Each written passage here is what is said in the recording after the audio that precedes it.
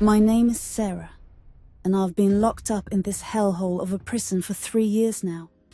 It's a men's facility, but they stuck me in a segregated wing for women serving time for lesser crimes. I'm in for theft, a string of bad choices born from desperation. But this story isn't about me. It's about Katie, a little girl I never met, and the monster who destroyed her. It's about justice, the kind that doesn't come from a courtroom, but from the raw, unfiltered rage of those who've got nothing left to lose. I heard about him before I saw him. Whispers slithered through the cell block like venom. A new inmate, transferred in after his trial, made headlines.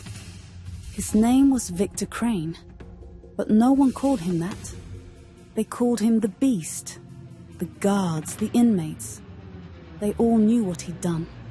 Raped and murdered a 10-year-old girl named Katie. The details were sickening. How he lured her from a park. How he stole her innocence, her life, and left her broken body in a ditch. The news said her parents wept in court, clutching a teddy bear she'd loved. I couldn't shake that image. That bear, soft and warm, held by hands trembling with grief. Crane arrived on a Tuesday. I saw him through the bars of my cell as they marched him down the main corridor. He was scrawny, with a weasel-like face and eyes that darted like he was already looking for a way out. His orange jumpsuit hung loose on his frame, and he kept his head down, avoiding the glares. The other inmates didn't hold back. They spat at him, hissed curses, banged their fists against the bars. In here, there's a code, even among the worst of us. You don't touch kids. You don't destroy something pure. Crane had crossed a line that made him lower than dirt. I wasn't there when it happened, but word travels fast in a place like this. It went down in the East Wing, where the lifers are kept. Guys who've got no hope of parole, no reason to play nice. One of them was Marcus, a giant of a man serving life for armed robbery. Marcus was no saint, but he had a daughter on the outside, a little girl about Katie's age. He kept her picture taped to his cell wall, a reminder of the one good thing he'd left behind. When Marcus heard Crane's story, something in him snapped. It was late, after lights out, when they got him. Crane was in solitary for his own protection, standard for scum like him. But solitary isn't as safe as the guards think. Marcus had connections, the kind you earn after a decade inside. He bribed a guard to leave a door unlocked, and he brought 2 others with him. Guys who'd heard about Katie and wanted in. They didn't care about the consequences. This was about sending a message.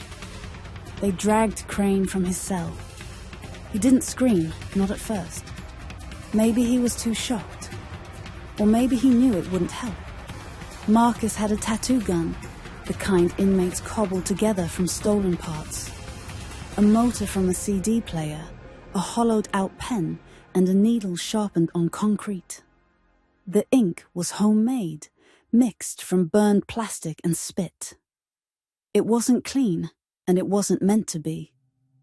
They pinned Crane to the floor, one guy on each arm, another sitting on his legs. He thrashed, begged, his voice high and pathetic. "Please, I didn't mean it. I'm sorry." But Marcus wasn't listening. He leaned in close, his voice low, like he was talking to a child. "This is for Katie," he said. "She's watching." The needle bust to life. Crane screamed then, a sound that echoed through the block. I heard it from my cell, faint but unmistakable, and I didn't flinch. I didn't feel sorry for him. I thought of Katie, her small hands clutching that teddy bear, her life snuffed out by this coward. Marcus worked slow, carving each letter into Crane's forehead with deliberate precision. K-A-T-I-E-S-R-E-V-E-N-G-E.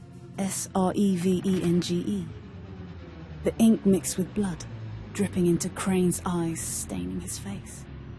He sobbed, choked on his own spit. But they didn't stop until it was done.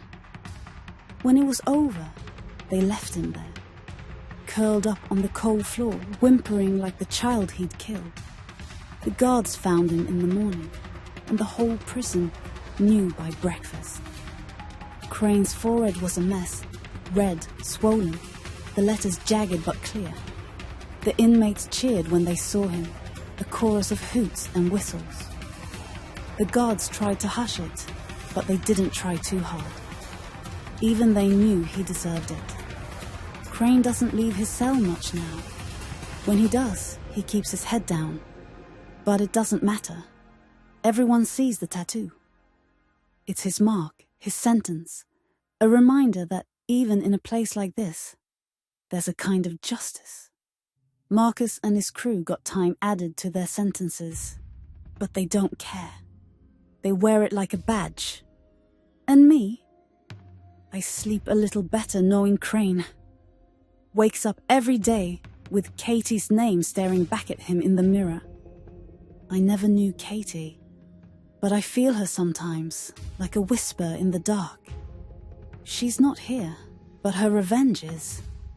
It's written in blood and ink, a story no one in this prison